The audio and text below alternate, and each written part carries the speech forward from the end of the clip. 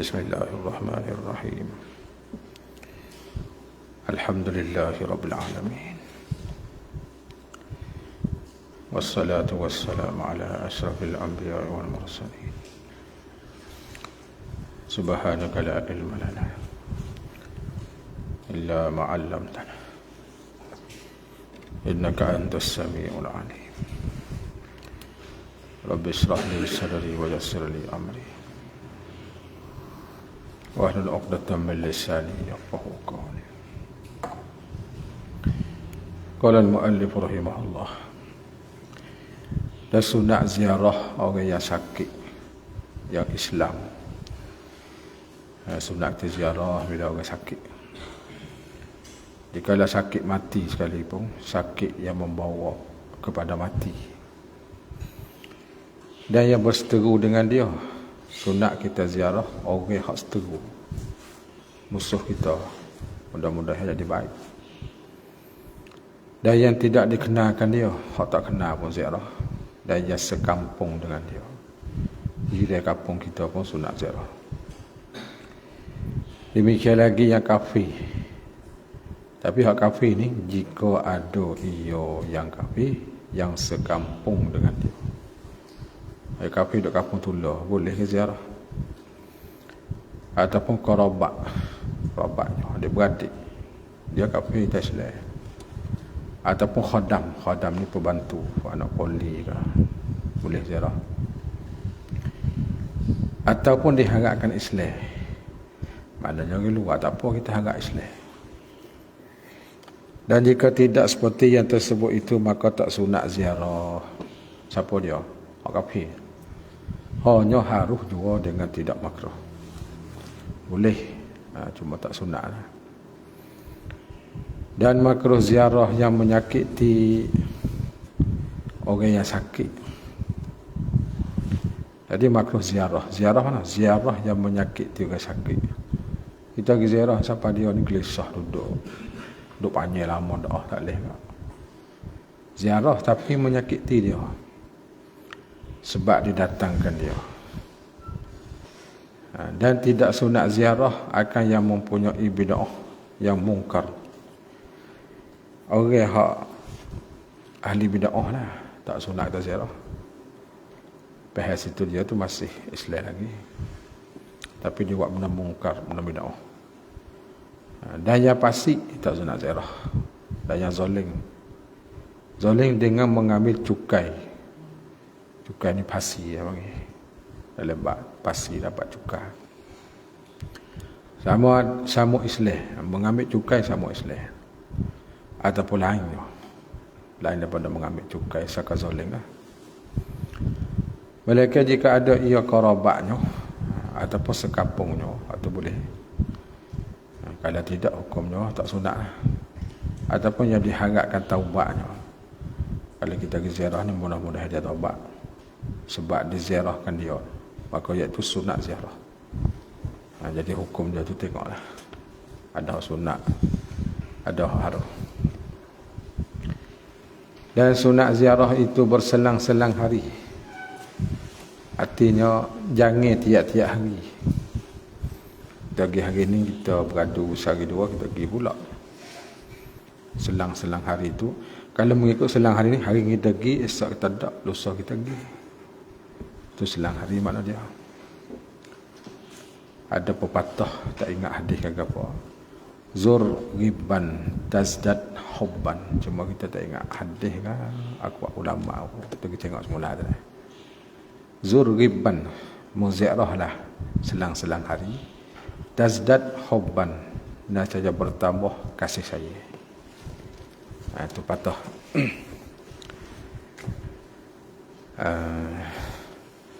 Malaikat jika ada ia kerabat, hal tinggi hari-hari lah, ataupun sahabat yang berjinak-jinak ia dengan dia. Jadi yang berjinak-jinak ia orang sakit tu dengan dia, dengan orang ziarah. Kalau kita pergi kan, dia nampak seronok, suka, hari-hari tak apa, dia segar dia lah. Ataupun mengkembali mengambil barakat. Mengkembali. Ya kita tu Kembali lah.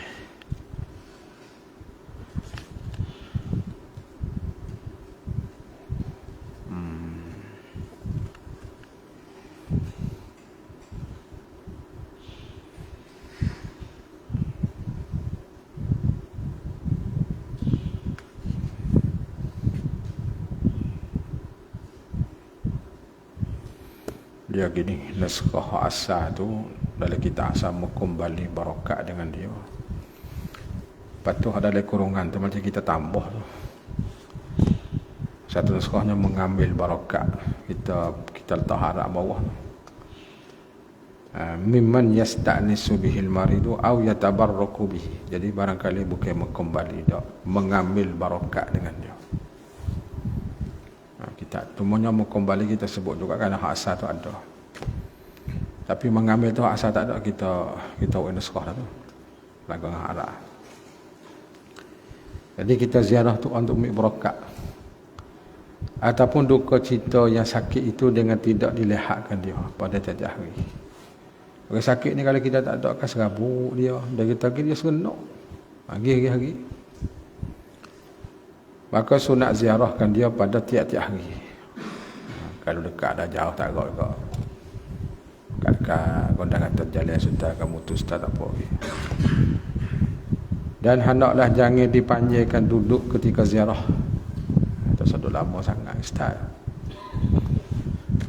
Kalau buang hospital je bagi masa minit.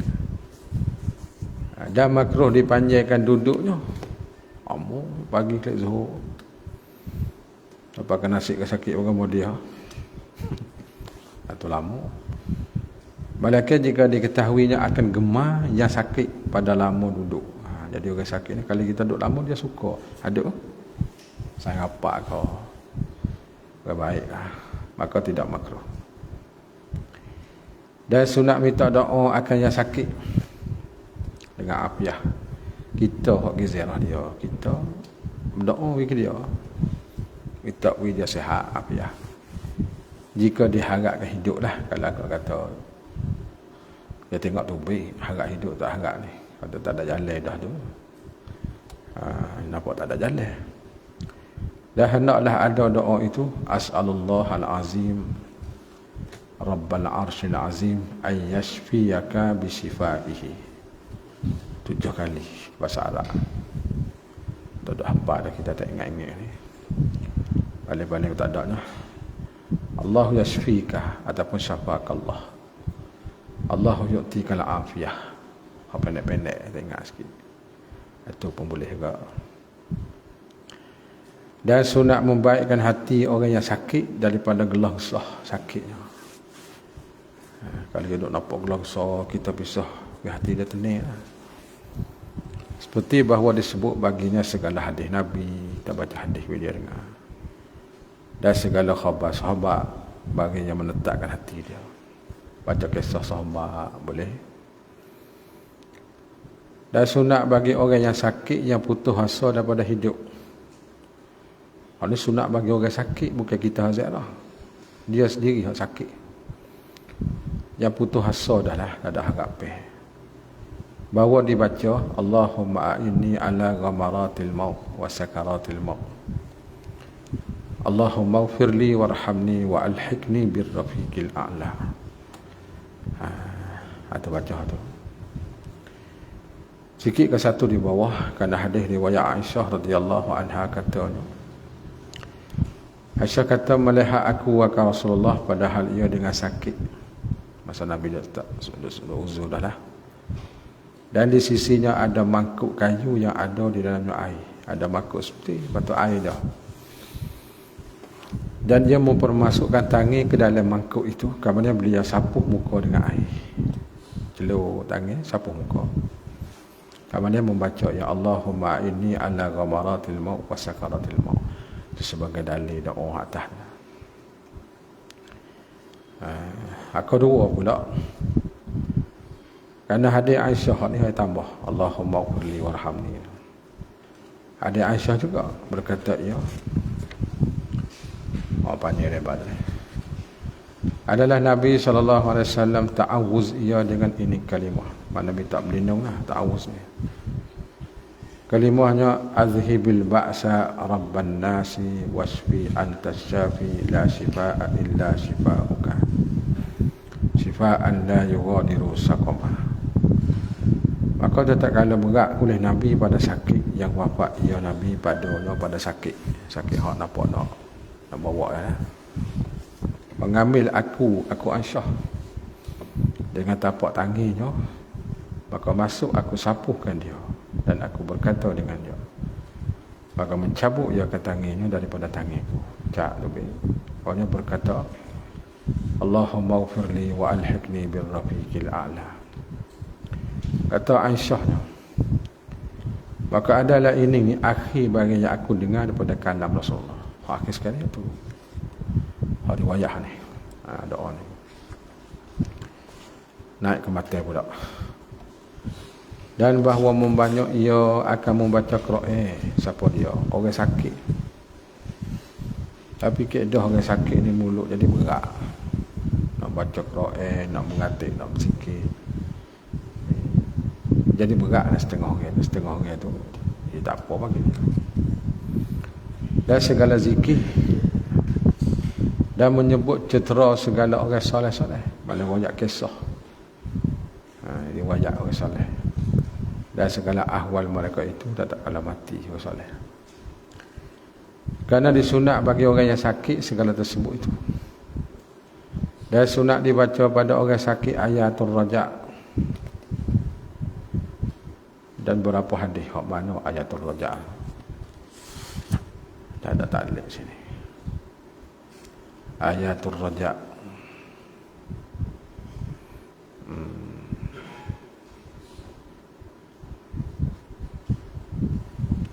Rojak tu mana harap sembuh ke harap ke apa. Ada ayat rojak.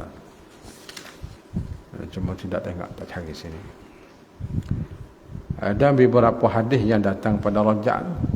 Rojak mana harap. Dan ayatul rahmah, ayat berkenaan dengan rahmah. Dan segala hadis.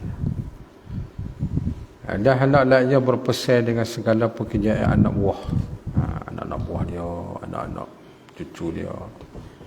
Pesan wasiat. Dan makruh gelah gesah.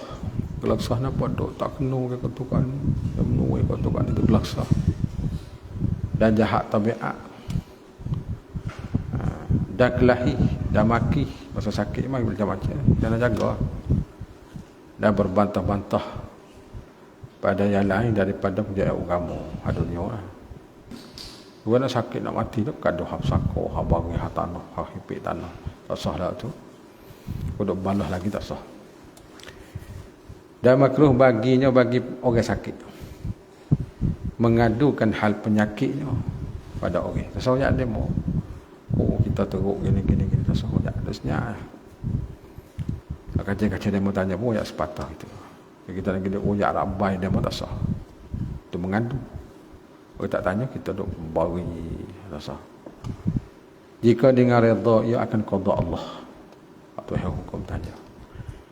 Dan jika tidak demikian itu maka itu haram. Kalau kita royak kerana kita tak redha haram.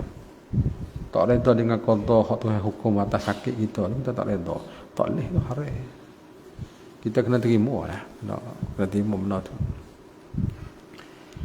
Dan bukan setakat haram tu, dan terkadang membawa kepada kufur pula. Tak redha dengan hukum Tuhan atas kita. Tetapi jika ditanya oleh tabib, lah doktor ataupun sahabat, sains-sains daripada hal penyakit dia mau tanya, maka dikhabarkan dia, oh ya, padahal penyakitnya dengan sebenarnya. Oh ya, cakap betul benar. Tiada atas rupa gelah usah. Tak sah. Oh ya, dalam serabut tak sah. Oh ya, betul benar. Dia mau tanya, oh ya. Maka hak tu tak apa, hak tu boleh. Kita royak doktor tak apa untuk nak ambil ubat, hak tu boleh. Pada asal kita lah senyap kita. Dan hendaklah ia berwasiat dan membaikkan etikad. Etikad pegangan kita, pegangan yang betul dalam berakidah. Dan disegerakan menunai segala hukum. Kalau hak Allah Ta'ala kita, hak tak buat, kita buat. Hak anak adik ke apa, hak sakut, kita buat, selesai. Kalau hutang, bayar hutang. Dan dikembalikan segala pinjaman. Benar kita pinjam orang, dia kita sakit, kita hantar. dan segala perkiriman orang. Benda hak dia mau kirim kita taruh. Lepas tu kita hantar bila kita sakit. Bagi dia mau kirim kita tak balik. Dan hendaklah ia minta halal pada segala ahli. Maksud minta halal ni minta maaf lah. Apa kesalahan, maaf ya weh. Dan segala anak buah. Maksud anak buah ni kalau ada orang kerja nak koli apa kan, minta maaf orang bawah dia. Dan segala hamba saya dan jiran dan segala kekasih, minta maaf belaka. Dan orang antaranya dan antaranya muamalah. Orang kita duk kerja sekali, ada menego sekali, muamalah sekali, kita minta maaf. Kerana kita uzur, kita sakit, takut nak mati, bagaimana tu tak tahu. Dan hendak ada layak syukurkan Allah lagi redha. Jadi kita sakit ni kita syukurlah. Dan kita redha terima lah Tuhan hukum tak kita. Tuhan takdir. Dan membaikkan zannya, mana husnul zan dengan Allah, bahawa diharapnya akan bahawa darjat dirahmatkan dia. Harap kata Tuhan bagi rahmat. Tuhan bagi rahmat. Dan dia ampun baginya, harap Tuhan ampun. Dan terkaya daripada muazabkan dia. Harap kata Tuhan boleh lepas azab. Maka hendaklah dilebihkan harapnya akan ampun Allah dan rahmatnya daripada takut akan murka. Kita kena harap tu banyak pada takut. Ya takut kena ada juga. Kalau takut harap mata tak boleh juga. Kita kena takut kena ada juga. Tapi harap tu banyak. Harap kata Tuhan ampun. Takut kena ada juga. Dia boleh beringat. Kalau tak ada takut harap mata siap. Sembah dah pula. Dah seksa. Ini pada orang yang sakit. Ada pun orang yang sihat. Maka hendaklah ada bersamaan harap dan takut. Al-khawf wal raja' dan sebuah kita sihat bersama. Jangan berat sebelah. Kalau takut dah tak harap tak boleh juga. Harap rahmat Tuhan adalah. Jadi kena sama-sama berat. Selama tidak golek atasnya penyakit, putus asa pada rahmat Allah Ta'ala. Ataupun sentosa, mana selamat daripada murka Allah dan seksa. Dan jika golek atasnya putus asa daripada rahmat Allah, maka hendaklah dilebihkan harap daripada takut. Hati takut tu dikurang sikit, berat pada harap. Ni orang hak sihat ni. Dan jangan golek atasnya sentosa pada murka Allah dan seksa. Jangan kita golek kata tak apa, kawan ni selamat, Tuhan tak marah. Jangan. Jadi kena takut jugalah. Maka hendaklah dilebihkan takut daripada harap. Jadi harap tu sikit, takut tu banyak. Dan apabila hadir tanda mati, ada tanda-tanda alamat-alamat, maka hendaklah dihadapkan mukanya ke kiblat. Tak ada mati lagi, tak muka kiblat. Dibaringkan atas lambung yang kanan. Menyengai, tak menyengai gitu. Seperti kelakuan menghantarkan dia di dalam liang lehat. Supaya kita tanya banyak sebuah lalu. Maka jika suka, ayah nak tak lagu tu maka atas lambungnya kiri. Pusing tu pula. Maka jika suka tu payah. Maka dilintangkan, tidak meletak muka ke atas. Dan dihadapkan mukanya dan kedua tapak kaki ke kiblat. Jadi kepala tu lapik batas sikit. Tak kiblat. Dan ditinggikan kepalanya sedikit dengan umpama bantal supaya dihadap muka kiblat. Pihak tak ada. Benda-benda. Tujuh orang abah mati, hak semeti rubat ni nak kecek abah semaya banyak bak mandi bak kapai tapi mukadimah dia. Dan sunat dibaca pada orang yang hampir mati ni surah Yasin.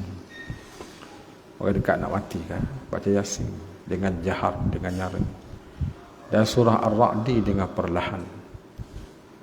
Karena tersebut pada hadis yang sahih sabda Nabi, baca oleh kamu atas segala mereka yang hampir mati daripada kamu akan surah Yasin. Ya terpanggillah Yasin gitulah. Baca surah Yasin. Bila nak mati kita baca surah Yasin. Hadis lawan hadis tengok bawah. Hadis ni riwayat Maqil bin Yasar. Rasulullah kata iqra'u ala mautakum Yasin. Itu mata hadis. Mautan ni ulama tahu kata orang dekat nak mati. Ada seorang kata orang mati dah, mautan kelima dia. Banyak mati dah. Hendaklah kamu bacakan surah Yasin atas orang-orang yang mati pada kamu. Mana orang yang hampir mati. Orang yang hati dekat nak mati. Tak hati lagi, dekat nak mati. Tengok duduk letih tu, kat baca Yasin. Surah Yasin klik atau luah. Ada apa? Suka klik. Dan tersebut pada setengah riwayat hadis yang lain sabda Nabi, ia ada daripada orang yang sakit yang dibaca surah Yasin malaikat lepasnya daripada dahaga pada ketika mati. Kelebihan surah Yasin baca dekat orang mati ni, dia tak dahaga dekat nak mati, tak ada air. Dan pada ketika dia masuk ke dalam kubur pun dia tak dahaga juga. Itu ada hak sabit. Hadis di bawah kedua tu. Hadis ini riwayat pada Abi Ubaid ibn Ka'ab, macam Ubaid. Lepas hadis ma min maridin yuqra'u alaihi Yasin illa mata rayyanan wa udkhila qabrahu rayyana. Hadis ni ada rawi dhaif tu. Tapi ada juga lah hadis. Bukan motor. Dan jika berlawai atasnya membaca dua surah itu. Yasin pun nak baca, surah Al-Ra'd nak baca. Nak baca mana? Saya kiranya hendak dipeliharakan kelakuan yang muhtadar. Mereka nak mati. Maka jika ada padanya pengetahuan dan teringat akan hal ba'si, ahwal ba'as, kelakuan yang bangkit hari kiamat, hendak dibaca surah Yasin. Macam tu. Dan jika tidak, hendak dibaca surah Al-Ra'd kerana ia memudahkan keluar roh. Pendek kata baca dua-dua lah. Surah Yasin pun baca, surah Al-Ra'd dia baca supaya mudah keluar roh. Nyawa. Habis. Dan hendaklah membanyakkan oleh yang muhtadar. Muhtadar ni orang yang dekat nak mati. Tak nanti dekat-dekat nak mati. Daripada kata banyak kata la ilaha illallah. Banyak tu. Pendek kata mengucap wiacak lah sikit. Ucap-ucap bila dekat nak mati. Dan berpesan bagi mereka itu, apabila tidak aku sebutkan maka kamu jagakan aku. Pesan ke tepi. Ini kalau mulut aku beradu kata la ilaha illallah, tolong beringat. Tolong beringat dia yang nak kata lagi. Habis. Dan sunat diajarkan yang muhtadar. Orang dekat nak mati sunat ajar apa? La ilaha illallah. Dan jika ada yang kanak-kanak yang mumayyiz sekalipun, ajar. Tapi hak tu ya hak akhir saya tambah. Dan tidak sunat ditambah Muhammadur Rasulullah. Ya hajatan je kelimah pertama, kelimah yang kedua tu tak kena hajar. Nak wisuk akhir kelimah. Surah kelimah la ilaha illallah tengah hadis depan lagi. Dan jangan dikatakan baginya, kata olehmu la ilaha illallah. Dukku suruh baca. Katalah aku tak kena hajar ni. Ada sudah sah ayat gitu ya. Hanya disebutkan di hadapannya kalimah la ilaha illallah sekali juga.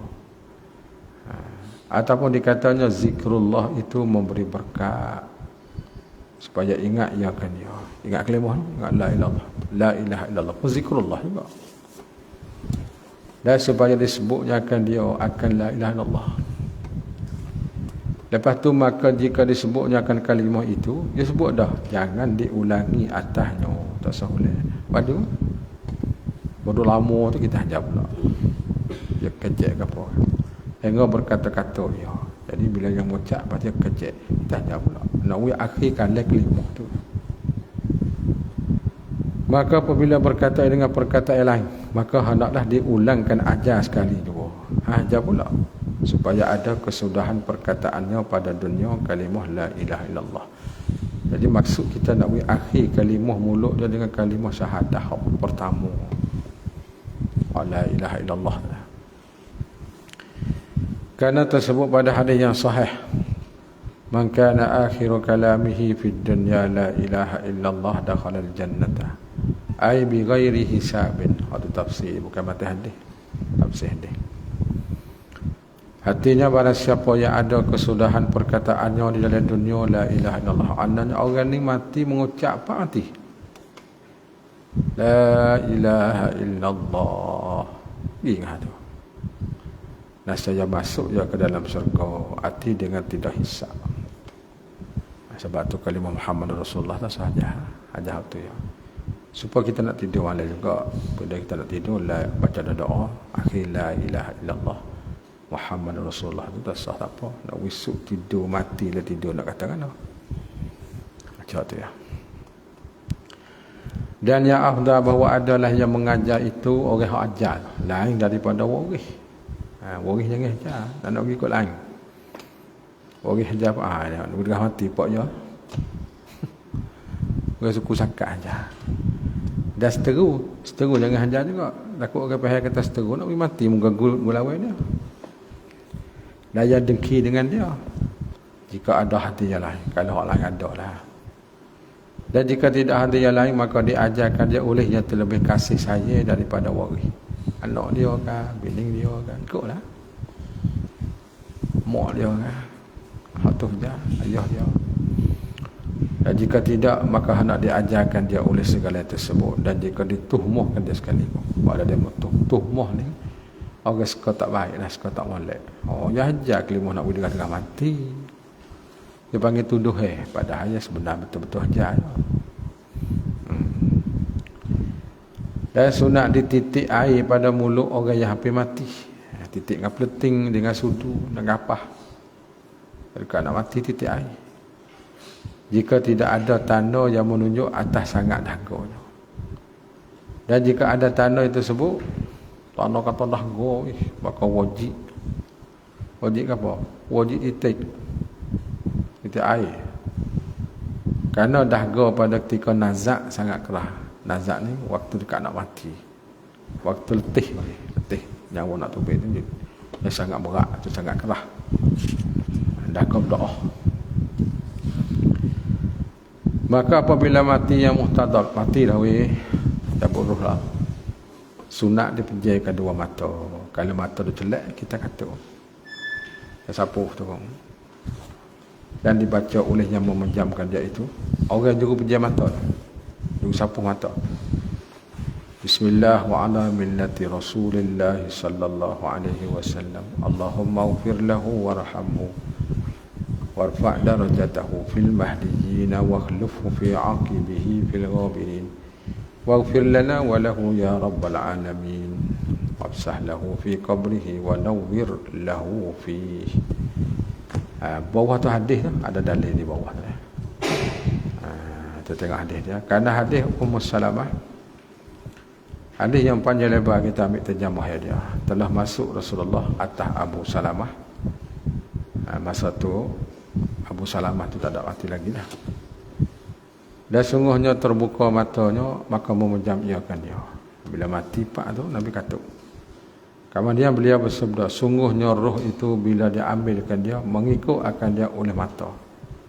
Mata kalau hadap ke mana, roh tu pergi ke tu. Kalau mata ke atas, roh tu pergi ke atas.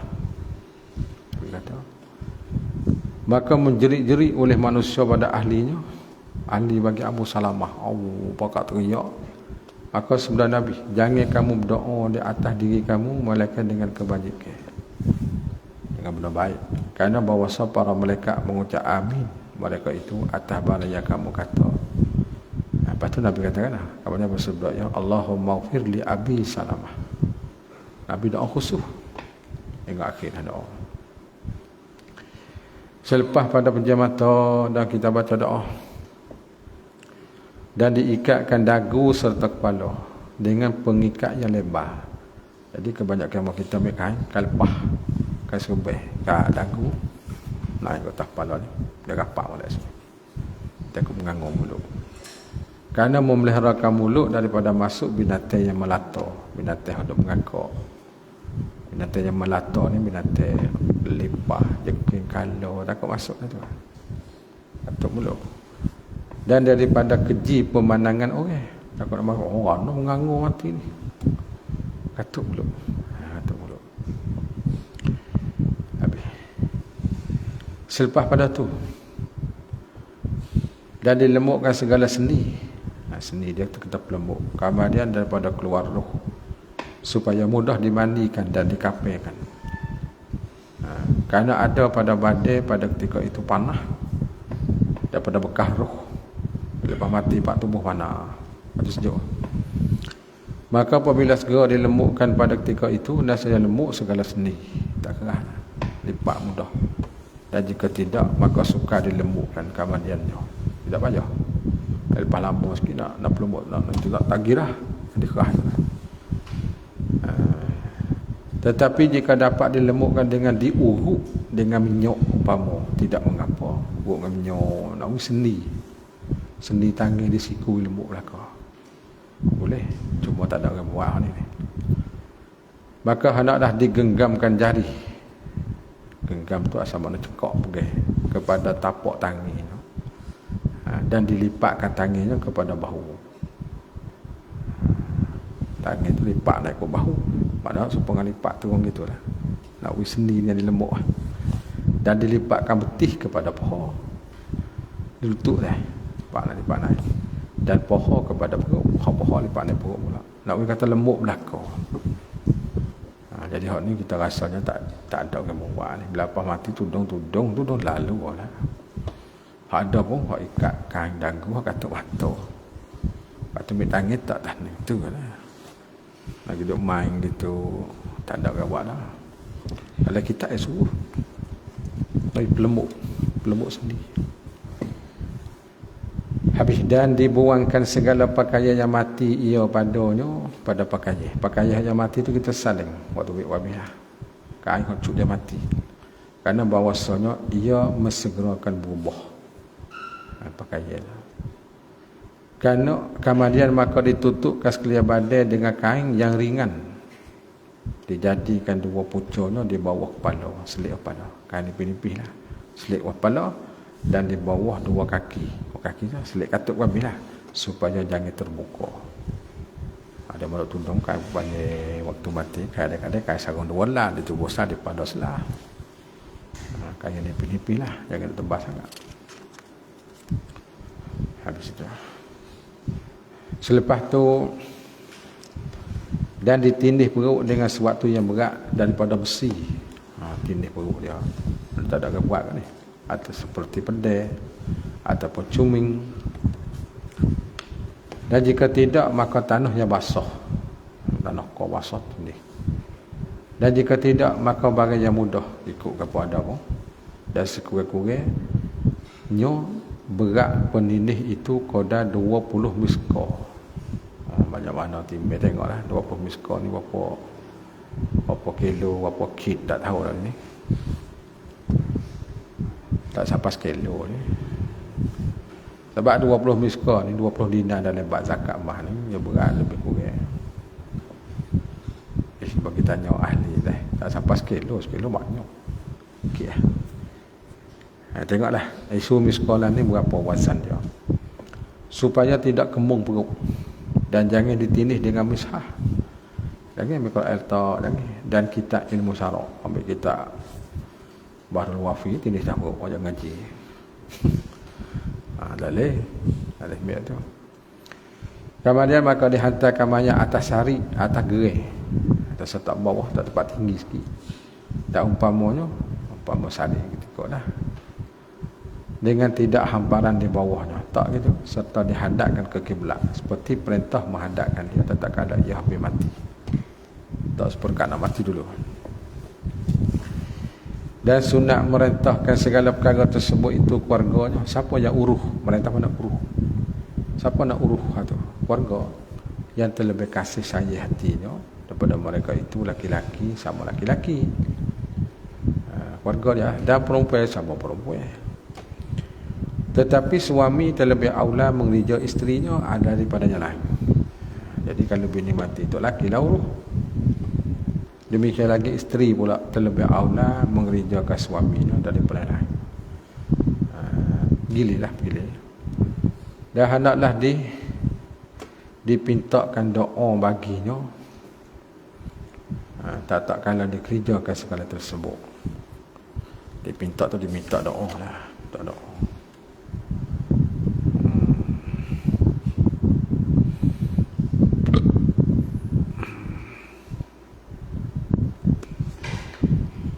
Dan hendaklah disegerakan membayar hutang. Hendaklah wajib ni. Bila orang mati hutang ada, wajib kena bayar hutang pada ketika itu. Ni belum tanda apa lagi ni. Mati pak hutang dah selesai. Jika dapat kalau ada. Dan jika tidak tak dapat, maka hendaklah warisnya minta ampun. Minta ampunnya hutang menghalalkan dia. Minta maaf dia turun duit. 102 tak apa, main 1,000 tak lagi kat dia apa. Ayah kawan kat hotel dia menua tu minta maaf dia halal dia. Tak apa saya halal, tapi main 10,000 kat atas ni aku pun nak akal kat. Sikit-sikit tak apa, banyak dia nak maaf. Tapi orang dia borah hati banyak pun dia maaf. Dia punya maaf lagi tak apalah. Hasalkan dia tunggu senilah nak mati baik. Ataupun dihewalah ampunnya hutang dengan hutang itu atas waris. Pindah hutang. Hewalah hutang. Yakni dipindahkan hutang si mayat atas waris. Boleh juga hewalah pindah. Hutang hak ayah hamba tak puas hamba sanggup bayar. Dia panggil pindah. Tapi pada asal masalah bayar hutang kena ambil tarikah dia. Ambil harta dia tinggal. Kerana dimuliakan mayat. Dan kerana segera lepas zemahnya. Nak lepas zemah mayat dekat hutang. Daripada keberatan hutang. Kerana tersebut pada hadis bahawa seruh orang mukmin adalah terpenjara ia daripada tempatnya yang beliau sebab hutang. Ruh dia lah. Hingga dibayar kat hutang. Baru. Jadi ruh panggil tergantung. Nak naik tak boleh. Bayar hutang pun tak apa. Ada hadis di bawah tu. Lafaz hadis itu dia ambil pada ibarat hasyah jama' nafsul mu'min ay ruhuhu ila akhirih. Dan hadis ini diriwayat pada Abi Hurairah bahawa Rasulullah bersabda, nafsul mu'min mu'allaqatun ma kana alaihi dainun. Fi riwayah nafsul mu'min mu'allaqatun bidainihi hatta yuqda anhu. Itu kata panggilnya, roh duk tergantung nak naik atas langit tak boleh. Pasal hutang tak bayar. Lepas bayar baru tak apa.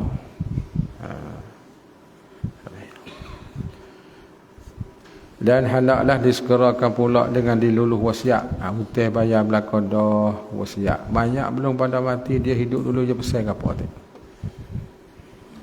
Hak ni tolong wi kepada Tok Imam tu, hak ni wi kepada orang ni. Hak tu kena tunai wasiat. Dan membicarakan kematiannya. Kemudian pada sudah yakin matinya dengan nyata sesuatu pada alamat mati. Sudah siap belakang tu cara matilah. Ada gali kubur kain putih ke apa. Apa alamat mati seperti rebah dua tapak kaki. Rebah dua tapak kaki. Tapak kaki ni jadi kelang itu. Jadi mati jadi sambung dia berkata. Tapak kaki kita tak. Jadi lembut lebih. Tu tanda kata pedomen kata mati lah tu. Dan cenderung hidung. Orang mati ni hidung nak hengok. Cenderung hengok, belok hidung. Kalau dah betul tu jadi hengok. Itu tanda kata alamat mati. Maka jika syak pada mati. Mati tak lagi ni. Selok saja. Wajib ditakhirkan dia. Kau dulu. Hingga yakin dengan berubah bau. Tapi hari ni ada alat-alat untuk teh dah belakang dah. Ataupun lain. Pendek kata nak uruh jenazah tu kena mati. Mati sungguh lah. Mati mulai dulu. Dan sunat diberi ketahui segala manusia akan kematian seseorang.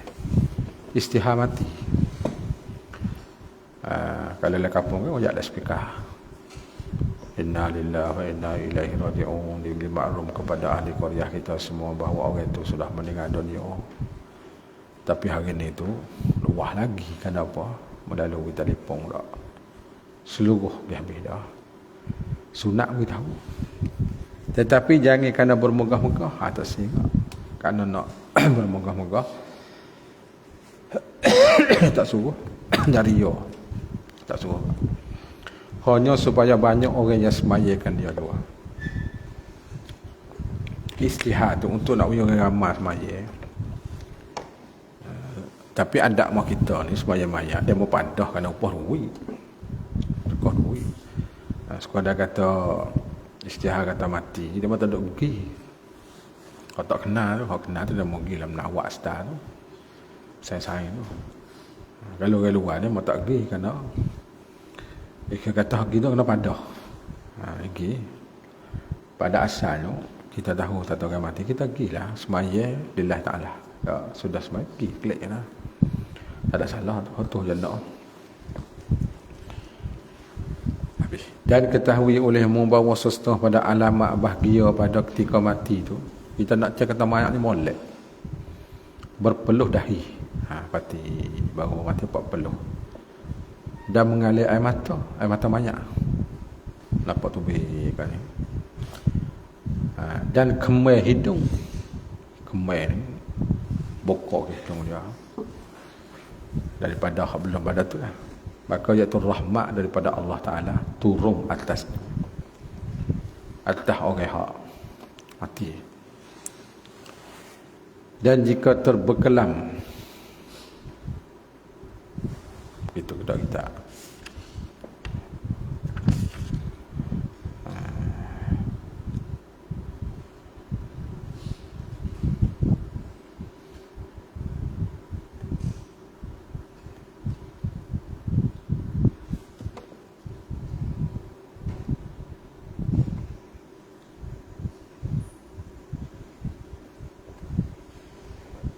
gapo bacangan.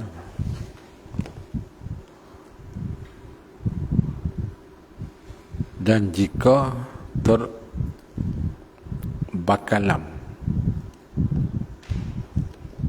apa terbakalam? Ia seperti suara unta.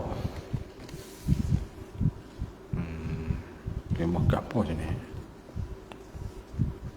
Terbakalam.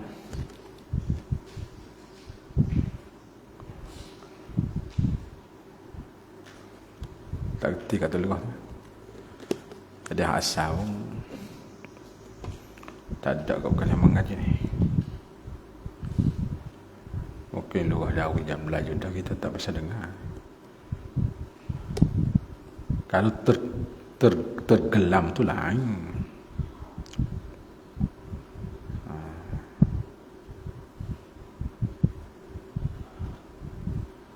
Dan jika terbakalam, ia mayat bersuara, kalau tengok seperti suara unta yang tercekik leher. Jadi kalimah ni apa kalimahnya? Mana bunyi suara lah. Kita pakai kalau di bawah tempat kita tak kerti, kita tanya ke mana deh. Dan padam warna,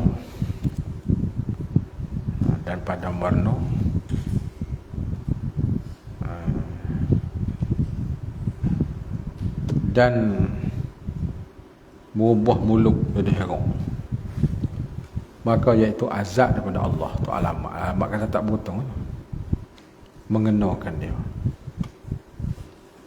Aku dekat nak mati, suara bunyi siapa-siapa, suara utah tu kita tekak. Macam gitu. Berkali kita dah nampak tafsir dia. Cuma lafaz tu kita tak rajin dengar mana tu. Maka terkadangnya nyata bagi segala alamat yang tiga itu. Terkadang nyata dan terkadang satu alamatnya ataupun dua. Dengan sekiranya bersalah-salah manusia pada amal mereka itu. Adapun alamat yang tersebut pada tika sihat, maka ditaufikkan dia bagi beramal dengan sunnah atas kadar kuasa. Dan ketahui olehmu bahawasanya orang yang mukmin nyata baginya mengiringi mati selepas pada mati daripada beberapa nikmat Allah barang yang adalah dunia ini dengan nisbah kepadanya seperti penjara. Orang mukmin kalau mati kali ke dunia dia duduk macam penjara. Kenapa? Dia boleh tengok tempat yang luas lagi sana. Orang mukmin lah. Dan tempat yang sempit dunia ni penjara. Dan adalah bandingannya seperti orang yang dipenjarakan dia di dalam rumah yang kelam, yang gelap. Maka dibukakan baginya pintu kepada kebun yang amat luas tepinya. Di dalamnya kebun ni beberapa pagai pohon kayu. Itu tasbih bandingkan aku tu. Orang mati ni, orang mukmin ni bila dia mati supaya dia buka daripada rumahnya sepik, tumbuh gila kebunnya luah. Tu orang mukmin. Mana soalan katanya dunia dia duduk ni macam penjaga sepik. Gitu. Dan beberapa bagai-bagai bunga-bungaan dan buah-buahan, dan beberapa bagai daripada burung. Maka tidak suka dia kembali kepada penjara yang kelam itu. Dia tak boleh dunia semula kerana dia pergi tempat molek. Itu orang mukmin. Tapi kalau orang azab kau nak klik dunia semula, kerana hang teruk dah. Hak dia hak tengok depan tu teruk. Dan sabda Nabi SAW, bahwasanya banding orang yang mukmin dalam dunia seperti kanak-kanak yang di dalam perut ibu. Itu banding dia. Apabila keluar pada perutnya, menangis ia atas tempat keluar. Hingga apabila dilihat akan cerah, tidak suka ia kembali kepada tempatnya, perut tadi. Itu bandingnya dia. Kalau budak buah nak tubik kan, dia teriak. Bercelak mata apa? Tak mau kelik dalam perut, dia cepat sepik. Itu orang mukmin. Maknanya balasan syurga tu yang bagi tu nikmat banyak.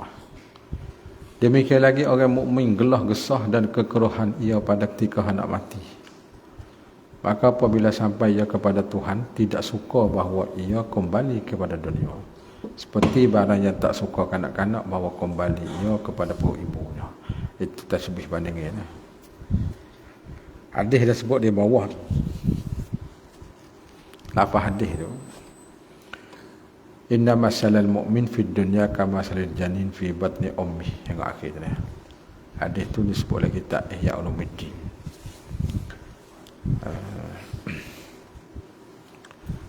Dan ketahui olehmu bahawasanya segala arwah itu terbagi atas 5 bahagi. Roh ni tu 5. Iaitu arwah segala anbiya, dan arwah segala syuhada, dan arwah segala orang yang berbuat taat, dan arwah segala orang yang berbuat maksiat daripada mukminin, dan arwah segala kufar. Syuhada, anbiya, syuhada, mukmin taat, mukmin neraka, lepas tu kafir. 5 tu ya, roh tu 25 tu ya. Adapun arwah segala anbiya, pufak nabi ya. Ini tak ada lagi kita ni. Maka keluar daripada jasad mereka itu dan jadi ia atas rupanya seperti kasturi dan kapu. Kapu ni bukan kapu dunia ni, kapu puan. Dan adalah ia dalam syurga makan ia dan bersedak-sedak ia dan berhenti pada malam kepada beberapa kondil lampu yang bergantung di bawah arah. Ada sini. Terus anbiya dan arwah segala syuhada apabila keluar daripada jasad, maka bahawasa dia jadi Allah akan dia di dalam rungga, dalam tempat lubang beberapa burung yang hijau. Rungga tu di burung berkeliling ia sertanya pada beberapa sungai syurga. Burung keliling, jadi roh di burung. Dan makan ia daripada buah-buahannya dan minum daripada airnya di syurga dah. Dan berhenti ia kepada beberapa kondil daripada mah yang bergantung pada banyak-banyak arah.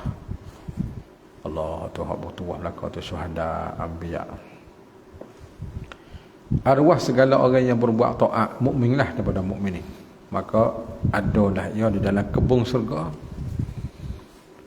Tidak makan, tidak bersedak-sedak, duduk saja. Tetapi meniliknya dalam syurga juga. Tengok. Tapi tak apa dah, tak makan pun duduk syurga dah. Bau lagi tak apa dah. Itu arwah dia. Hak ni belum masuk syurga hak ni lagi, hak ni roh saja. Dan arwah, ada pun arwah segala orang yang berbuat maksiat, hak neraka daripada mukmin juga bukan kafir. Maka iaitu antara langit dan bumi pada Hawa. Dah jelas tu, nak tak boleh. Dek tanah nak tengah nak atas tu ngapak terbuah pula. Hak ni dia ambil di mana tak tahu dah. Kena cari tempat dia lah. Kata hukama ke ulama ke, dah kitab mana kena cari tengok dulu. Kau ada hadis kan, tapi tak ada jumpa cari. Ada pun arwah segala kufar, kufar kafir. Maka iaitu dalam runga beberapa burung yang hitam di dalam sijin. Sijin ni apa? Neraka lah, patak neraka. Dan sijin itu di bawah bumi yang 7. Neraka sijin. Dan segala arwah itu berhubung dengan segala jasad, maka diseksakan segala rohnya dan kesakitanlah jasad dengan demikian seksa itu. Seperti matahari pada langit yang keempat dan cahayanya pada bumi. Matahari yang empat, cahaya untuk bumi yang bawah. Seperti bahawa arwah segala mukminin pada Iliyin bersedak-sedak ia dan cahayanya berhubung dengan syurga. Habis itu dia banyak bab mati roh ke apa semua. Nak masuk hukumnya kita nak tak kita. Paslun. Bab perkara yang wajib diuruhkan.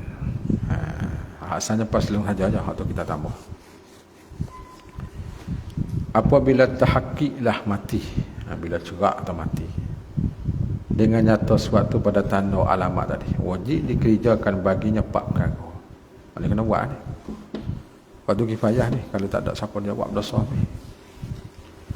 Iaitu dimandikan, dikafirkan dan disemaya atasnya dan ditanikan dia. Ini pada mayat yang muslim.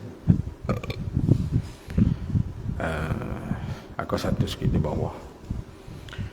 Hak asalnya mandilah, kalau tak boleh mandi tayamum, yakni ataupun gantinya iaitu tayamum. Lagu mana hak tayamum? Seperti masalah jikalau mayat terbakar oleh api, sekira jikalau dimandikan dia nasihat hancur dan luruh, bakal kita dan tu, dan luruh daging-daging, bukan da'au dak tu, dan kalau kita kaca mandi luruh hancur daging, kita tayamum. Dan seperti masalah jikalau tidak didapatkan dia mereka lelaki yang ajnabi pada mayat perempuan, hak mati tu orang tino, orang tino tak ada siapa hidup, ada orang jatuh pula tu orang ajnabi. Kalau anak-anak dia tak boleh mandi, hak tu tayamum. Sebab tayamumnya guna anggota sikit lah. Kalau mandi habis subuh. Ataupun perempuan pada mayat lelaki sama juga, maka ditayamumkan mayat itu pada kedua dengan pelapik. Lapik kain nipis kan. Mesti kena sentuh. Bahkan kanak-kanak yang kecil yang belum sampai hak syahwah itu dimandikan dia oleh laki-laki dan perempuan. Budak anu tak apa. Budak anu lagi yatim mandi tak apa, tindak mandi tak apa. Dan sepertinya itu khunsa yang besar. Atau buka lagi tak syahwah baju dia. Kedua yang kata dikafir, yakni kemudian daripada sudah dimandikan dia, sudah mandi dah, ataupun ganti mandi. Ketiga pula disemaya, yakni wajib disemaya mayat itu kemudian pada dimandikan dia ataupun gantinya tayamum. Karena bahawasanya ialah yang mangkun daripada Nabi, maka jikalau teruzur ia seperti bahawa jatuh dalam telaga dan teruzur dikeluarkan dia dan membersihkan dia. Oh tu nak semaya tak boleh. Nasanya tidak disemaya ke atas. Maka kamu situ lah. Semaya tak boleh lah. Atau telaga sepik nak ambil pun tak boleh. Nak mandi pun tak boleh. Semaya tak boleh. Dan sunat disemayakan dia kamar dia pada sudah dikafir. Dia syukurlah ni. Jadi bila kita kafir sudah baru semaya. Bahkan makruh disemaya sebelum daripada dikafir. Mandi sudah boleh semaya dah, tapi makruh. Nak molek kapal putih siap baru semaya. Gitu. Mayat muslim yang lain daripada muhrim. Muhrim ni orang ihram haji, umrah. Dan yang mati syahid dan anak yang guguran. Mati syahid tak boleh mandi. Ini gitu je lah. Ada pun mayat yang kafir maka hari disemayakan. Jadi mayat syahid ni mandi semaya dak lakar dah. Ada pun mayat yang kafir maka hari disemaya atasnya. Lagi tak sah. Mayat kafir ni semaya pun tak sah. Hari kafir ke apa? Sama ada kafir harbi ataupun zimmi. Tak boleh bakar. Lepas tu dan harus dimandikan keduanya, harbi dan zimmi. Tak nak mandi boleh, nak semaya tak boleh. Gitu. Akan satu sikit, yakni hari disemaya ke atas mayat yang kafir sama ada banyak kafir itu kafir harbi ataupun zimmi. Dalilnya firman Allah Ta'ala, wala tusalli ala ahadin minhum mata abada ila akhirih. Jangan akan semaya seorang pun yang mati dari orang-orang munafik itu selama-lama. Munafik ni kafir dah lah. Secara tak zahir. Dan janganlah akan berada di tepi kubur. Duduk situ pun tak boleh. Kerana sungguhnya mereka telah kufur pada Allah dan Rasul. Dan mereka mati sedang mereka dalam keadaan fasik. Dengan Tuhan. Kerana bahawa semaya itu bagi menuntukkan keampunan. Kita semaya itu juga nak minta ampun dosa. Dan kafir itu tidak diampunkan baginya. Orang kafir nak ampun pun dia kafir. Orang Islam tak apa lah. Dan tidak harus berdoa baginya bagi kafir dengan maghfirah. Dengan ring bukan ngah. Maghfirah. Ya Allah ampunlah demon ni hak kafir tak boleh. Dalilnya kerana firman Allah, innallaha la yaghfiru an yushraka bihi ila akhirih.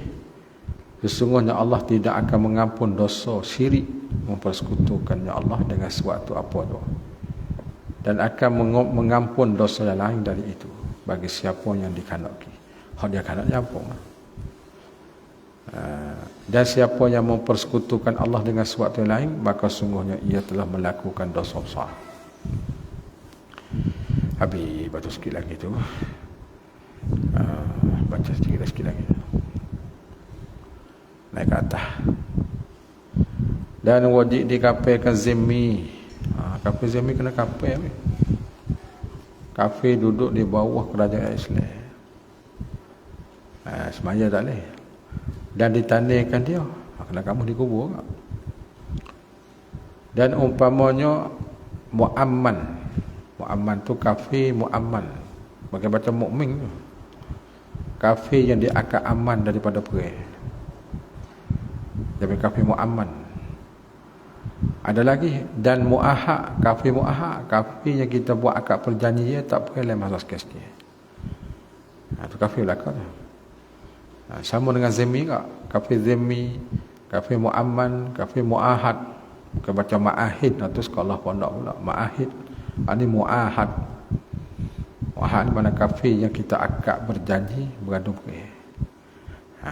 Itu dia panggil tak wajib kafir tu. Apa dah? Wajib di kafir dan juga kena tanding. Dan tidak wajib dikafirkan dan ditanding kafir harbi dan yang murtad. Ni tahu gitu ya lah. Rasa tanding, rasa buku. Bukan harus jua seperti memandi. Kalau nak kafir boleh harus lah. Dan harus pula diserukan anjing atas bangkai kedua tu. Banyak tu pakai wikah anjing tu. Tetapi jika mendorak manusia dengan bau keduanya, bau bangkai dia tu, wajib dikamuh keduanya. Kamus, kata-kata kamus pun kamu bangkai tu lah. Kafir harbi. Betul lah. Hukum mayat muhrim. Jangan baca mahram, baca muhrim. Orang yang ihram. Ada pun yang muhrim bila dikafirkan jangan ditutup kepalanya jika laki-laki. Kalau orang ihram ni kalau mati kepala jangan kata pada luar gitu. Sebab dia tak nak tahallul lagi. Mati gitu lah. Gitu. Dan jangan ditutup muka jika perempuan. Kalau betina muka kena muka. Boleh kata boleh buku semua. Semacam tu boleh hidup lah. Orang ihram. Dan jangan disentuhnya bau-bauan. Sebab supaya hukum dia hidup. Kita ihram, hari kita sentuh minyak wangi, tak boleh. Benar hari yang sebab ihram tu banyak perkara lagi dah. Antaranya kita sentuh bauan. Habis itu ke satu di bawah, yakni seperti demikian itu juga tidak dipakaikan orang muhrim yang lelaki itu akan pakaian yang berjahit, berbaju, berapa jangan. Banyak ihram dan bagian yang ada pada makna makna bagi berjahit lah. Daripada bagian diharaikan atas muhrim memakai. Jadi pada maknanya makna pakaian. Termasuknya barang diharam untuk orang muhrim, hak lain lagi. Dan tidak ditutup kepalanya sekuasa ni. Dan tidak tutup muka muhrimah. Dan memperkekalkan bekas ihram. Dan dia ada juga meletakkan wangian bagi muhrim. Sepuas-sepuas ni. Kedua di bawah. Ada lagi. Ada pun yang mati syahid berperang dengan kafir, maka tidak wajib dimandikan dia. Tidak wajib dimandi. Habis dah. Dan jika mati syahid orang yang berjunub ataupun umpamanya seperti yang haid dan nifas, maka pada kaum yang asah tidak wajib dimandikan. Tak kena mandi juga. Walau haid nifas junub. Dan yang mukabil bagi asah wajib dimandikan dia. Hak mana? Ni hak junub ni. Ada pun tak ada hasil pun tak dah. Kerana syahadah itu memberi bekas ia pada mandi yang wajib dengan sebab mati. Dan mandi ini wajib ia dulu pada mati. Dan pada kaum yang asahnya wajib dihilangkan najis yang lain daripada darah yang bergantung dengan syahadah, dengan mati syahid.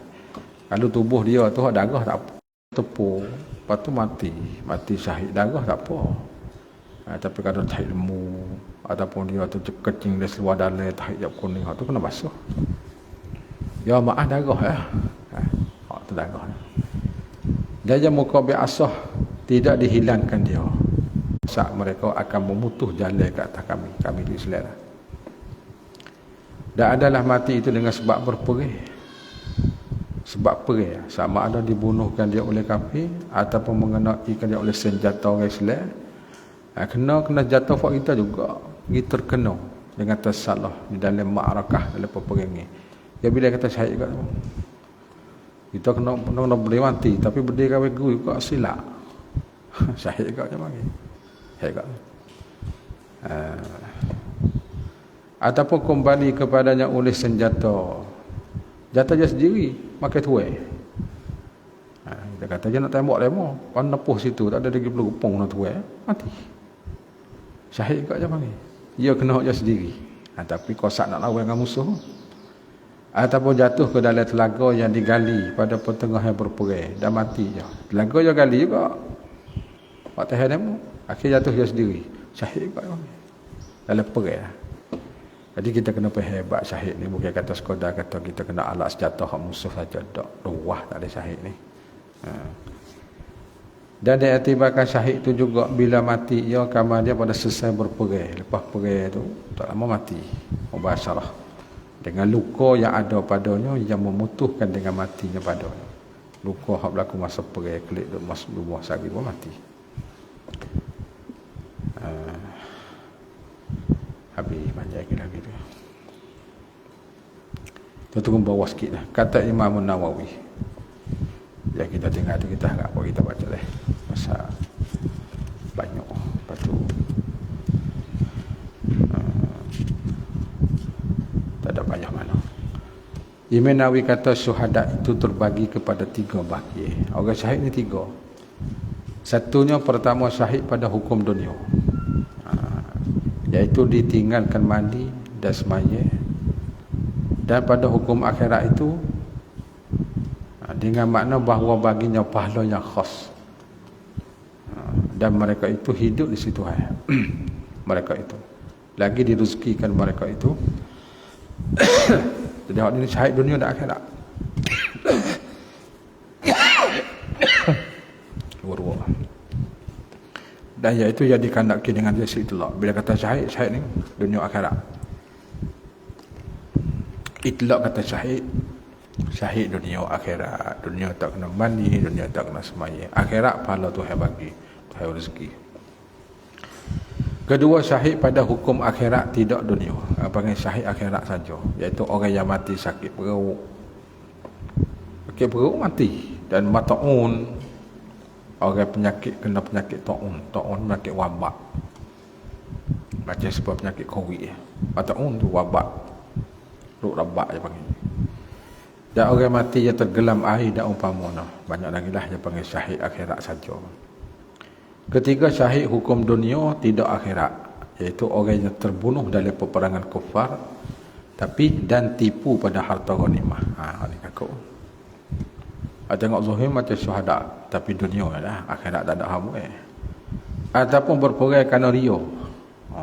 Perai, syahid, mati tapi nak tunjuk orang tahu. Maka baginya hukum syuhada pada dunia sahaja, tidak pada akhirat. Akhirat tak ada habis. Jadi kena halusi lah.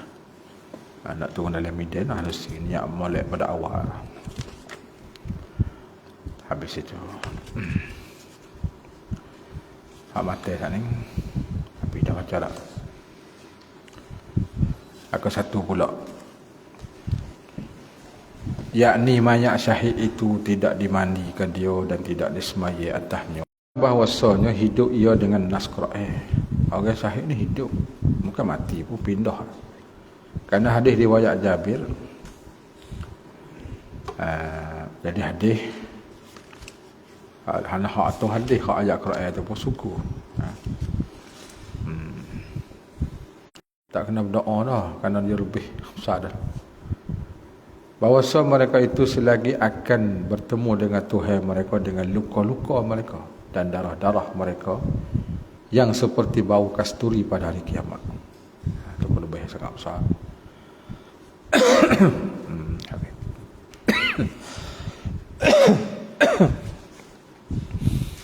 La ilaha illallah. Dan tidak wajib disemayai atas nyonya syahid bahkan hari. Bahkan hari keduanya apa? Mandi dan semayai. Tak wajib disemayai, tak wajib dimandi dengan tadi. Dan tidak wajib disemayai atas pada kata tidak wajib dimandi.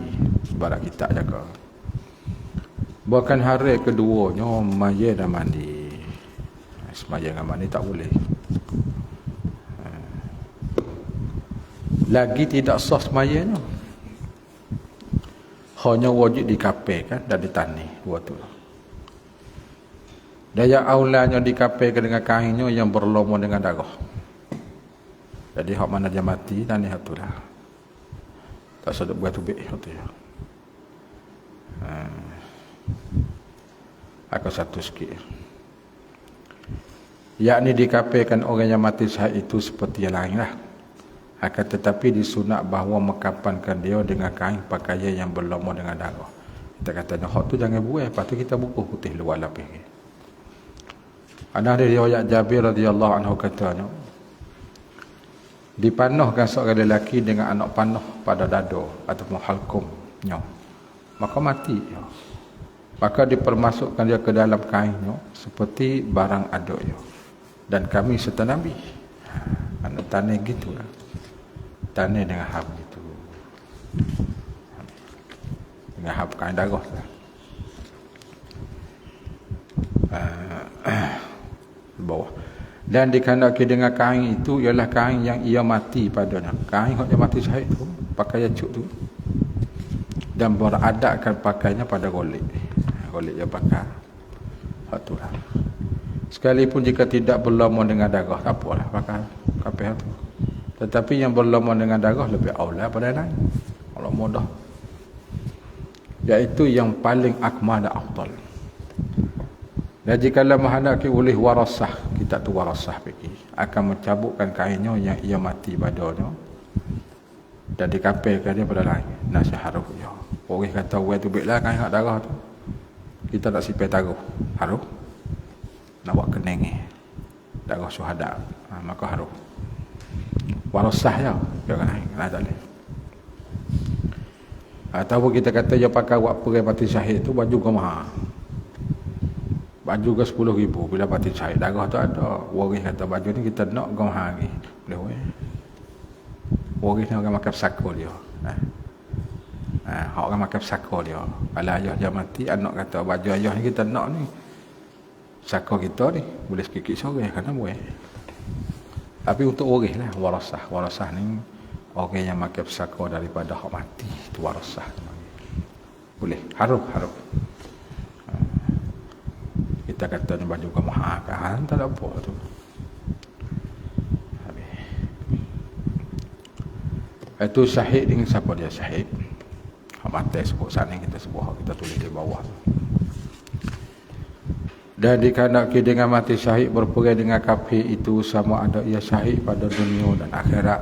Tadi kita bila dah bagi syahid, iaitu orang yang berperang kerana meninggikan kalimatullah ataupun syahid dunia saja. Hak dunia saja tu hak nak kena dia. Dan iaitu orang yang berperang kerana ghanimah pamun.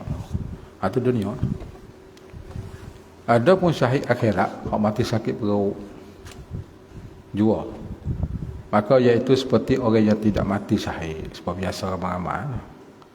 Maka dimandikan dan dikapankan dan disemayatah dan ditanikan dia. 4 perkara tu kena urus ramai. 4 perkara. Habis dan baginya amat banyak. Baginya bagi syahid akhirat saja. Baginya syahid akhirat ni banyak. Maka setengah daripadanya perempuan yang mati beranak, syahid akhirat kata. Dan jika anak zina sekalipun, dia berzina perut besar, beranak mati mok, syahid. Dan yang mati lemah air, dan yang mati ditindih oleh rumah, dan yang mati terbakar, dan yang mati dagang. Mati dagang ni musafir, seorang mati tengah jalan dagang. Dan jika maksiat dengan dagang sekalipun, kita kata musafir dia ni musafir maksiat, mati tengah musafir, akhirat juga.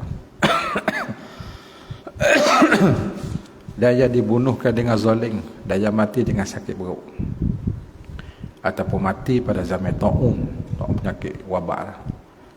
Dan jika tidak dengan ta'un sekalipun, dia tak ada kena tapi mati masa tu. Tetapi sobat yo, dan mengkira-kirakan pahalanya dengan Allah. Dan yang mati dalam menuntut ilmu, mengaji mati. Dan yang mati kerana kasih, cinta, bercinta dengan betina apa mati tak kena kasih tak apa. Saya kata gitu lalu. Dan jika kasih kepada orang yang tidak harus diwatikan sekalipun, seperti yang muda beliau, Allah kasih ke budak yatim mati tu tapi tak buat kaguk pun syahid juga. Dengan syarat menegahkan dirinya pada yang haram, dia tak buat. Hingga pada menilik, dia tak tengok. Sekira-kira dikala bersunyi ia dengan kekasihnya, tidak melampaui akan syarat. Kau dah hati kasih saja, dia panggil syahid juga. Dan dengan syarat disembunyikan kasihnya, hingga pada orang yang dikasihkan dia. Dia kasih siapa orang yang kasih tak tahu. Dia tak ujak beritahu sepatah. Dia sore tu gila sore. Kalau mati hatu, dia panggil syahid akhirat.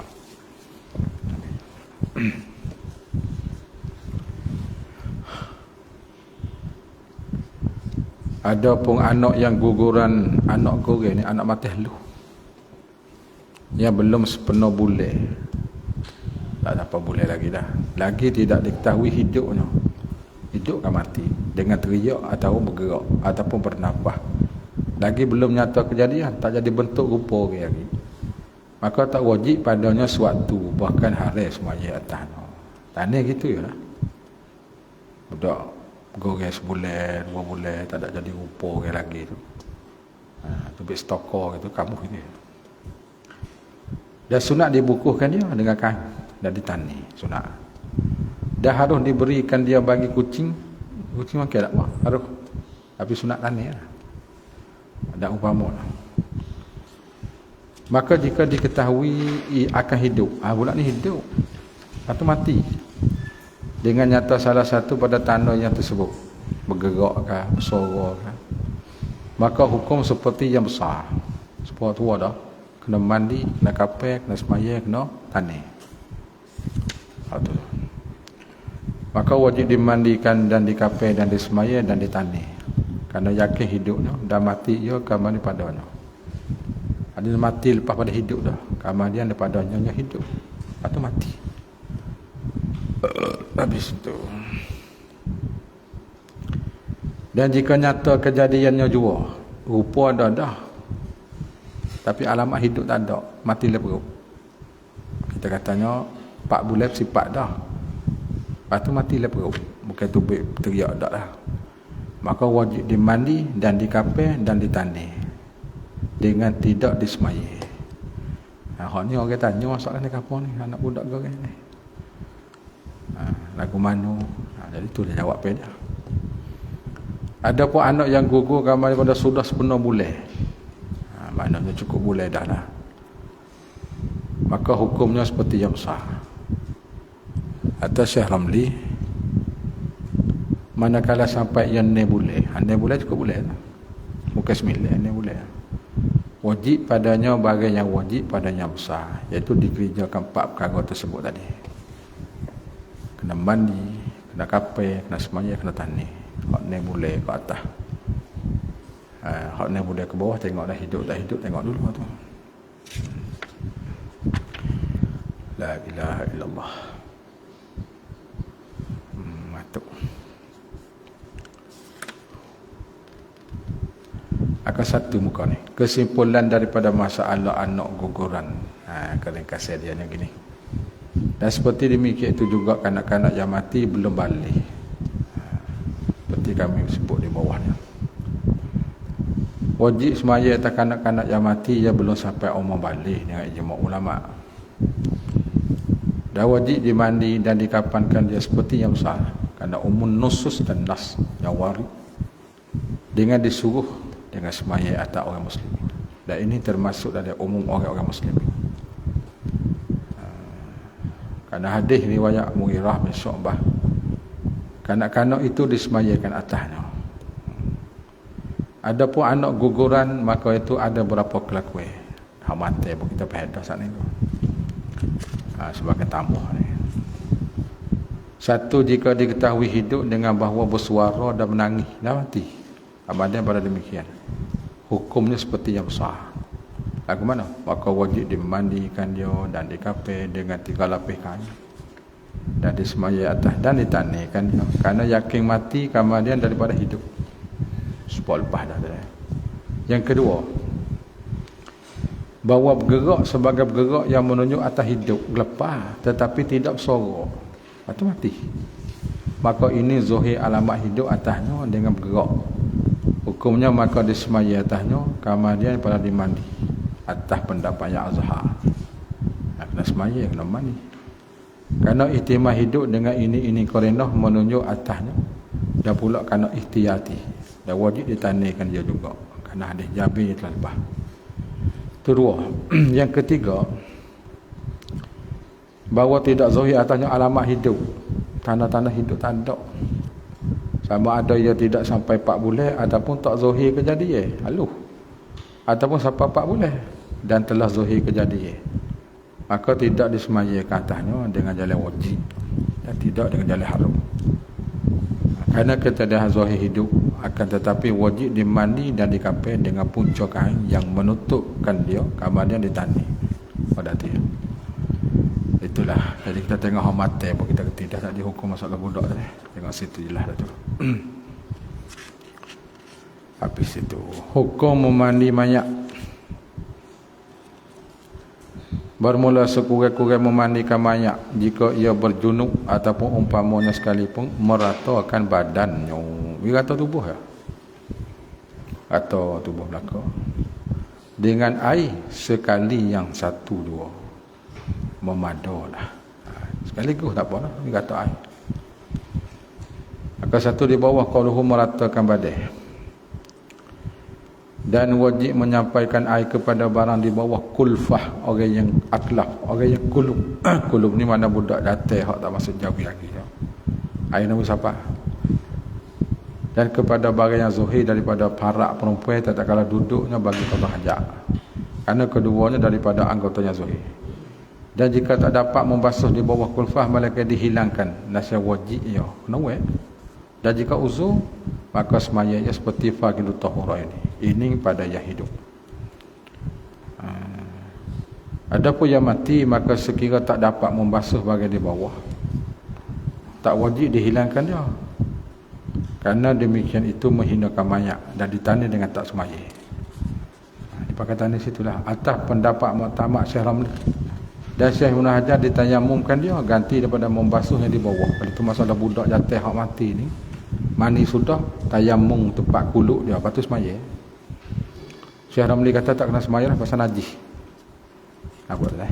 Budak lu mati. Hak jatuh tu. Kena mandi dia kata. Lepas tu kepala dia tu tak tubik lagi. Ibn Hajar katanya kita tayamum ganti apa kita semaya. Syekh Ramli kata tanya gitu usah semaya. Tanya gitu ya. Pasal apa? Pasal saya najis ya. Ibn Hajar kalau tayamum tu semaya. Itu pun dia panggil dan disemayakan atasnya kerana darurah. Masalah budak tak ada jauhi lagi tu. Gitulah.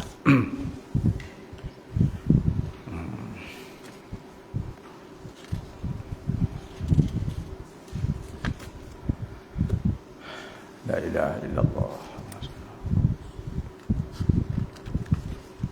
Dan tersebut dalam mata minhak dan tuhfah dan nihayah. Tiga marjah. Mata tulah ada tuhfah nihayah. Pada pasal menanaikan mayat. Ini ibarat tuhfah kalau molek wawi. Tak ada sebut sini. Katanya, dan dimani olehnya junub dan yahi dan seumpama keduanya yang nifah akan mayat dengan tidak makruh. Kerana keduanya itu suci. Dan bila mati keduanya, dimandikan keduanya satu kali mandi dua. Bagi kerana mati. Jadi kerana junub tu tak lah, mandi kerana mati ya. Kerana sudah putus dengan sebab mati, itu oleh mandi yang ada wajib atas kedua. Apa? Orang ni junub lepas tu mati, kena dua kali mandi kah? Tak, mandi mayat tu je lah.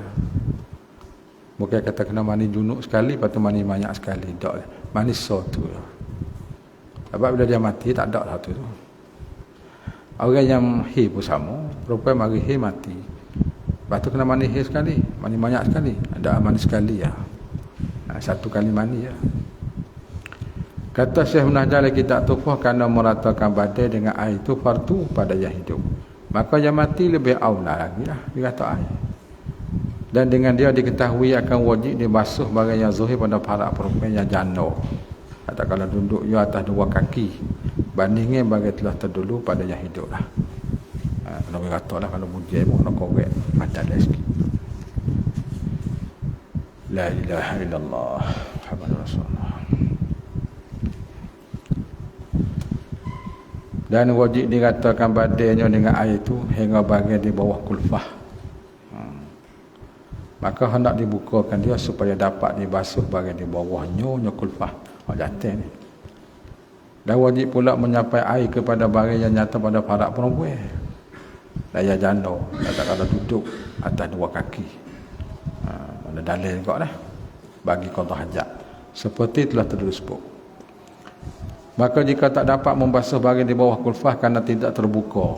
Muka budak orang tua pun supaya. Dan tidak terbuka malaikat dengan diluka dan terkerak. Maka hendak ditayamumkan dia ganti pada basuh bagian di bawah kulfah. Ini Ibn Hajar ni. Tengok sini. Dan disemaya atas no. Tapi Syekh Ramli kata tak lah. Pakai tanda gitu tak nak semaya lah. Najis. Dan jika bagian di bawah kulfah tu najis sekalipun kerana darurah. Dia bilang tak nak semaya jugalah. Ini atas bagian dikata oleh Syekh Ibn Hajar. Dan Syekh Ramli, kata Syekh Ramli, jika ada bagian di bawah kulfah tu suci, hendak ditayamumkan dia. Ganti pada membasuh bagian di bawah kalau suci. Dan jika ada najis bawah kulfah tu, maka tidak ditayamumkan dan ditani dengan tidak semaya tanya. Baik dah. Syekh Ramli. Dia kata kalau najis pakai tanya gitu ya. Kalau suci tayamum ganti. Karena syarat tayamum itu dihilangkan najis. Dan saya ditaklid kaum yang pertama berkali kaum. Bukan pula. Ditaklid kaum yang pertama itulah Ibn Hajar. Hak kata tayamum lepas tu semaya. Kerana ditandaikan mayat dengan tidak disemayakan itu tidak dihormatikan mayat. Tandai dengan tak semaya yang tak ada hormat mayat dah. Dia semaya juga. Dan atas tiap-tiap daripada dua kaum ini, Ramli dengan Ibn Hajar, haram dikerak kulfah mayat. Jangan kerak menyakiti mayat. Bila situlah pucung dia tu. Dan jika berdosa dengan sebab ditakhirkan keraknya sekali pun tak boleh kerak juga. Jadi kita hormatkan mayat. Ada banyak yang tanya masalah budak hak jatuh ni. Itu jawab dia. Ibn Hajar kata tayamum, lepas tu semaya tani. Pembeli kata mandi-mandi bukuh tani. Hak masa kuluk dah dalam. Dan tidak wajib niat atas orang yang memandi mayat. Mandi gitu ya, bukan niat pada. Tetapi sunat juga. Kerana jadi maksud pada memandi mayat itu membersih tubuh. Cuci tubuh. dengan perbuatan manusia. Tak niat pun tak apa. Maka tidak berkandak kepada niat. Maka kerana inilah memadai dimandikan dia oleh kafir. Kafir mandi tak apa. Minta cah mandi. Dia rosak usah boleh. Dan kanak-kanak Umayyid budak mandi tak apa. Sebab tak kena niat. Dan tidak memadai dimandi oleh malaikat ataupun jin. Tak boleh. Dia nak orang. Malaikat tu mandi tak boleh. Jin tu mandi tak boleh. Dan tidak memadai bersih tubuhnya dengan sebab mati lemah. Matilah air dah suci tubuh, tak kena mandi. Air tak kena mandi betul lah. Kerana sekalian itu tidak dengan perbuatan manusia. Maka tidak gugur fardu daripada manusia, melainkan dengan tulis jadi rapat, kena tak ngengel melainkan dengan perbuatan mereka itu. Bersalah yang mengkapaikan banyak dan menanamnya, itu lain. Kerana jadi maksud daripada keduanya itu menutupkan dia dan telah hasil ia. Dan jadi maksud pada mandi itu ta'abudiyun, kerana beribadat dengan perbuatan kita mukallaf ni baginya dengan dalil. Jikalau mati ia mengiringi mandinya, nasihat wajib dimandikan dia juga. Padahal mati tu lepas pada mandi ya, mandi pula. Itu kena perbuatan kita. Padahal tak najis apa suci belakang dah. Apa? Orang ni sudah mandi mati. Kita kena mandi pula. Kita tak lepas. Dan bahawasanya jika lemah kita daripada disucikan dia dengan air, nasihat wajib tayamumkan dia. Tayamum serta keadaan tayamum itu tidak suci pada dia. Jadi hati lah. Maka kerana ini dibongkarkan, digalikan kubur. Buka-buka tu gali, korek tu baik semula. Kubur mayat bagi kerana dimandikan dia, tidak bagi kerana dikapir. Orang ni tanda mayat tak ada mandi, gali semula. Kalau tak berubah, korek semula. Kalau kata kita terlupa kapir, adakah kena gali semula? Tak dah, pakai kapir tanda gitu. Dan memadai memandi mayat akan dirinya karamah. Dia kamat, dia mati dia mandi sendiri. Ni tak ada karamah ke mana ni. Bila tak mandi sendiri dia mau kamat dah. Dia mati sendiri mandi sendiri. Ni karamah wallah alai wallah. Tak ke mana tak tahu. Dia kata mada juga tu pun. Kerana orang dah. La ilaha illallah Muhammadur Rasulullah.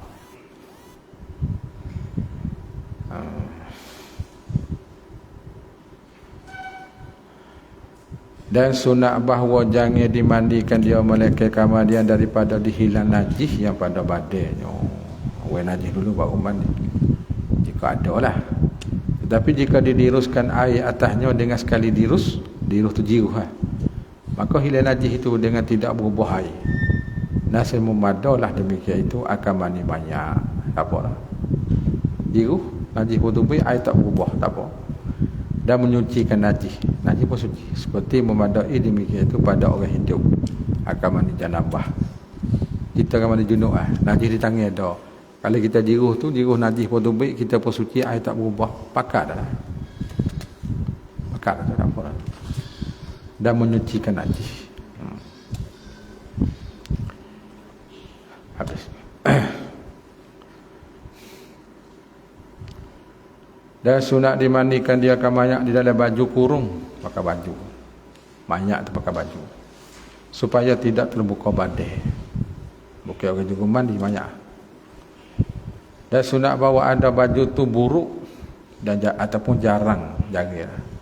Supaya tidak menegas sampai air pada badan. Baju tak tubuh tu tak baju. Pasal tapi lain ni dia memakai tudung lepas, tu. Maka jika luah tangan bajunya, maka hendak dimasukkan dia memandi, orang mandi akan tangannya ke dalam tangan baju serta digosok. Halau kot tangan gosok. Dan jika tidak luah, maka hendak ditetahkan jahitnya. Tetah jahit baju tu. Ada rusuk. Rusuk ni betul rusuk lah. Betul rusuk. Betul depan patutlah rusuk. Dan jika suka dimandikan ke dalam baju ataupun tidak ada baju, maka dimandikan dalam kain. Dan ni kain tak ke baju. Pakai kain semua. Dan wajib menutup aurahnya, iaitu antara pusat dan lutut. Tak boleh tengok. Habis dah sunat dimandikan pada tempat yang sunyi, sebab ada orang lah, seperti dalam bilik ataupun dalam dinding. Ada dinding. Dalam tempat berdinding ada lah. Sekira-kira tidak masuk pada tempat tu lain daripada yang memandi. Jadi situ untuk buat kerja mandi ya. Orang tak boleh masuk. Orang hak tak ada kira tak boleh masuk untuk buat mandi. Dan yang menolong dia, pucuai dia. Kerana terkadang ada pada badannya bagian yang disembunyikan pada ketika hidup, bagai sulit. Yang ramai-ramai tak boleh pakai. Dia tak sih. Dan benci yang akan diketahui orang atasnya. Semua tahu. Tetapi harus bagi walinya masuk pada tempat itu. Sebagai wali banyak ayah dia kan boleh masuk tempat mandi. Masuk tempat mandi. Dan jika tidak ia mandikan, dia tak mandi tak apa masuk saja. Dan tidak menolongkan dia sekalipun. Boleh. Seperti bagai diperbuat oleh Sayyidina Abbas. Maka bahawa anaknya Fadlu dan anak saudaranya Sayyidina Ali adalah keduanya memandikan Nabi. Dan Usamah mengunjukkan air, menghalak air lah, mengunjuk air. Orang juga hala, juga mandi. Dan Sayyidina Abbas mamak Rasulullah. Mamak ni pak saudara Rasulullah, tu mamak Rasulullah. Abbas tu pak saudara Nabi, adik ayah dia. Ia keluar masuk atas mereka itu seperti bagai tersebut dalam kitab Tuhfah. Ibarat Tuhfah dah sebut. Di bawah tu orang hak hasil jamak. Dan sunat menutup mayat dengan kain pada permulaan menghantarkan pada tempat memandi. Katuk kain lah. Katuk kain tempat kita nak mandi mula-mula. Dan harus bagi keluarga mayat dan sahabat mengucuk muka mayat. Sudah mandi siap kucuk muka. Biasa dia buat kapal tak. Kapal tubuh pak tinggal muka sikit. Siapa nak kucuk mari. Harus. Sebagai kucuk terakhir. Dan sunat bahawa ada yang memandikan dan yang menolong itu orang yang kepercayaan. Orang yang sikoh lah. Orang yang baik. Habis dah kata. Situ dululah kita bantu insyaAllah malam ni. Hukum mengkhabarkan tanda kebajikan banyak dan tanda kejahatan. Nak royak benda boleh benda jahat. Boleh ke tak boleh? Orang mandi yang tahu. Boleh royak dah tu. Wallahu a'lam. Bismillahirrahmanirrahim. Allahumma ftah lana wa tuna'ana. Nawwir qulubana ja'alna a'malana khalisatan liwajhika. Wassallallahu ala sayyidina Muhammadin wa ala alihi wa sahbihi. Walhamdulillahi rabbil alamin. Allah